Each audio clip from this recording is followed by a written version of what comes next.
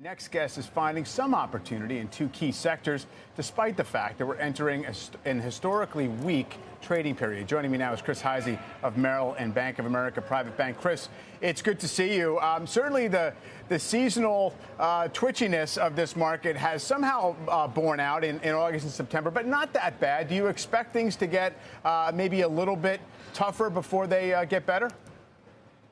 You know, when you take a look at the VIX index, right, Mike, I think that's what you're also referring to is volatility in general, even if it's on an implied basis, is almost towards the lows that we saw in June and July. So there's not a lot of positioning going on. There's not a lot of changing, whether it's on the institutional side or the private side of the business. But what is absolutely important to note, even though this market, where the Magnificent Seven have about 3/4 of the return for the entire S&P up to, the first week of September, there's another 100 stocks behind that were also up on average about 32%. In other words, almost 2 times the market's overall return. So it's a little bit broader than people think. And the market's resilient because of earnings. It pushes all of the other narratives and all of the other stories to the side for now. And for what it's worth, I think positioning is going to be the same between now and the end of the year. A lot of chop and grind. So, yeah, it's a good point on earnings. I mean, you can kind of, boil it down to the simplest form and say earnings have probably seen their worst year-over-year performance. They're now on the way higher. And then it gets to the valuation question and what you pay in a world of, somewhat higher bond yields and when there are other alternatives. And I guess when we feel as if we're in a late cycle phase, whether that proves to be the case or not.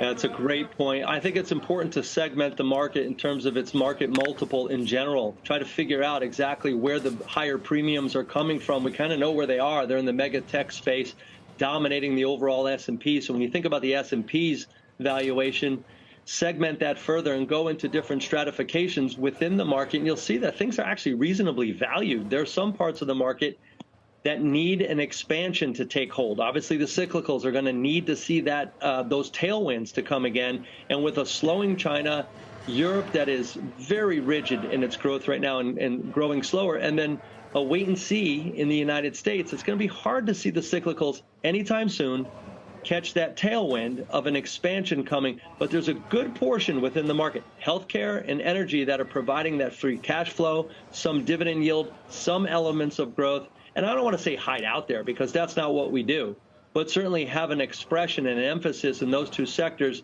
at least for the intermediate term. We think that that's the best place to be. Yeah, the energy story, you mentioned it's got free cash flow, certainly with commodity prices where they are. That's going to be supported. Is that the main reason, or is it, a larger call on either where oil prices will get to or whether, demand ramps up from here? A great point again. It's more about the free cash flow. It's more about where is the earnings momentum in the market, even with the oil prices where they are right now. If they were to fall from there, say you get demand destruction, maybe supply comes up a little bit. We get caught by surprise from OPEC plus. The free cash flow that's being generated in that sector due to years and years of underutilized CapEx is providing that investment thesis right now, and it's not going to go away whether it's $75 oil or $95 or $105. That thesis is still there.